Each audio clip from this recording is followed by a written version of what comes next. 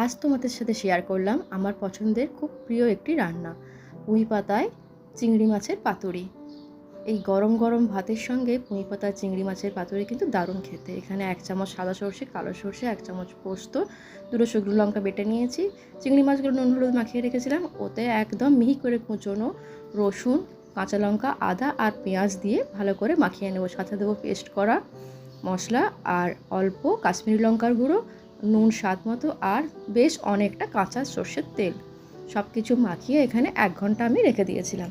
তারপর কিছু পরিষ্কার পুঁই পাতা ধুয়ে নিয়ে ওতে আমি সর্ষের তেল গুলিয়ে নিয়েছিলাম। তারপর চিংড়ি মাছ মাখাটা আমি ওতে দিয়ে দেব। যেরকম যেরকম পাতার মাপ থাকবে সেই মতো ওখানে চিংড়ি মাছটা দিয়ে ওতে আমি আরও খানিকটা সর্ষের তেল দিয়ে পাতাগুলো মুড়ে নেব।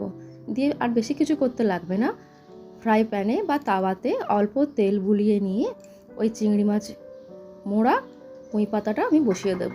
লো ফ্লেমে 15 থেকে 20 মিনিট ঢাকা দিয়ে এপিট ওপিট উল্টে নিলেই রেডি।